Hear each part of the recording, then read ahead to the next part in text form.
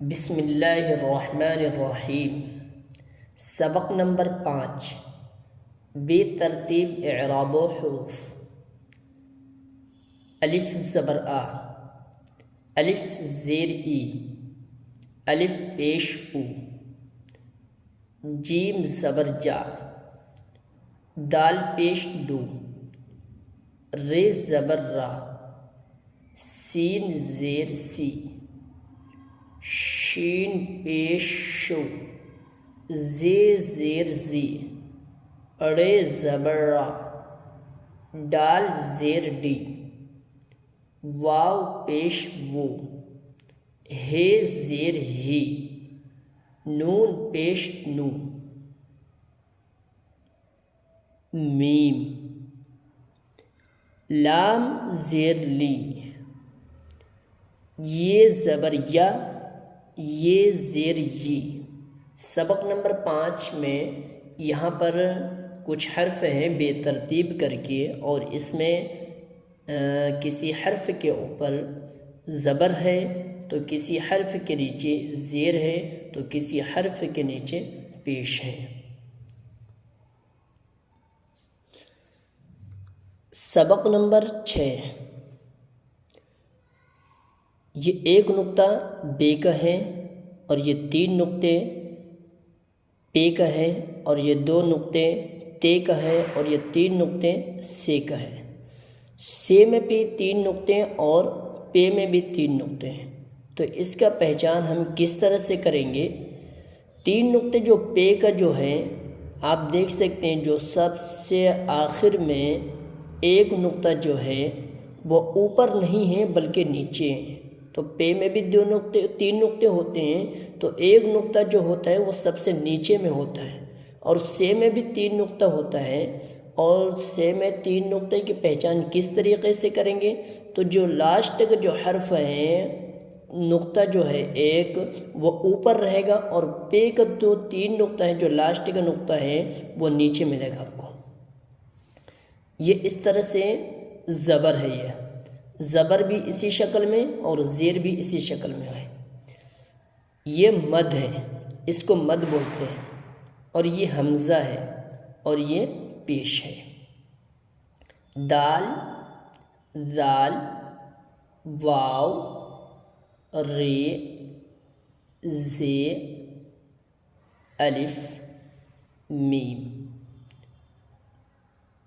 طوئے، ضوئے، اڑے، ڈال، ٹے، بے، پے، تے، سے، فے، کاف، گاف، قوف، لام، نون، سین، شین، صاد، ضاد، یہ، جیم، چے، ہے، خے، عین، غین۔ سبق نمبر 7، 2 حرفی ملاوٹ ان حروفوں کی جو آپس میں نہیں ملتے۔ بتایا گیا ہے یہ جو یہاں سے لے کر کے یہاں تک جو حروف ہیں، ایک حرف کو دوسری حرف سے ملا کر کے بالکل نہیں پڑھیں گے۔ جب بھی اگر پڑھیں گے ایک دوسرے کو حرف سے ملا کر، تو یہ لکھنے میں بھی الگ ہی آئے گا اور پڑھنے میں بھی الگ ہی آئے گا۔ الف، دال، ڈال، ذال، رے، اڑے، زے، واو۔ الف اور دال، ڈال، ذال، جہاں سے لے کر کے یہاں تک اگر کسی بھی حرف میں ملا کر کے پڑھیں گے تب بھی یہ الگ ہی آئے گا، اور یہی حرف اگر کسی حرف کے ساتھ ملا کر لکھیں گے تب بھی یہ حروف الگ ہی آئیں گے۔ یہ ہے الف زبر آ، اور یہ جو ہے اس کو بولیں گے جوڑ، اس کو جوڑ بولیں گے اردو میں، کیونکہ اس کو اکثر پلس بولا جاتا ہے، لیکن جب ہم اردو کا استعمال کریں گے تو یہاں پر اس کو جوڑ بولیں گے۔ الف زبر آ جوڑ بے، الف بے زبر اب، یہاں پر الگ الگ ہے، اب یہاں پر ایک ساتھ کر دیا ہے، یہاں پر جوڑ کو نہیں دیا ہے، یہاں پر جوڑ کو ہٹا دیا گیا ہے۔ دال زیر دی جوڑ نون، دال نون زیر دن، دال پیش دو جوڑ میم، دال میم پیش دو۔ اب یہاں بے کے اوپر جو دال چھوٹا سا بالکل دال جو بنا ہوا ہے، یہ دال نہیں ہے بلکہ اس کو جزم بولتے ہیں۔ نون کے اوپر بھی ہے جزم، تو یہ ساکن ہے، بے ساکن بھی ہے، نون ساکن ہے۔ یہ جزم کسی بھی حرف کے اوپر آ جائے وہ حرف ساکن ہو جاتا ہے، اور ساکن والا حرف پیچھے والے حرف سے ملا کر کے پڑھا جاتا ہے۔ میم کے اوپر بھی جزم ہے، نہ اس کے اوپر زبر ہے، نہ زیر ہے، نہ پیش ہے، صرف جزم ہے۔ تو ہم اس کو میم کو کیسے پڑھیں گے؟ میم کو پیچھے والے حرف سے ملا کر کے پڑھیں گے، جیسے دال میم پیش دو۔ اب یہاں پر دال کے اوپر زبر ہے اور سین کے اوپر نہ زبر ہے، نہ زیر ہے، نہ پیش ہے، تو سین کے اوپر جزم ہے، تو یہ سین کیا ہے؟ ساکن ہے۔ تو ساکن کو کیا کریں گے؟ پیچھے والے حرف سے ملا کر کے پڑھیں گے، جیسے دال سین زبردست۔ اب یہاں رے کے اوپر زبر ہے اور سین کے اوپر نہ زبر ہے اور نہ ہی زیر ہے اور نہ پیش ہے، سین کے اوپر جزم ہے، تو یہ سین کیا ہے؟ ساکن ہے۔ تو ساکن والے حرف کو کیسے پڑھیں گے؟ پیچھے والے حرف سے ملا کر کے پڑھیں گے، جیسے رے سین زبر رس۔ ڈال کے اوپر زبر ہے اور رے کے اوپر کچھ نہیں ہے، صرف جزم کے علاوہ، تو ڈال کے اوپر زبر ہے اور رے کے اوپر کچھ نہیں ہے، تو یہ سمجھ لیے رے ساکن ہے۔ ساکن کی پہچان کس طرح کریں گے اور کب کریں گے؟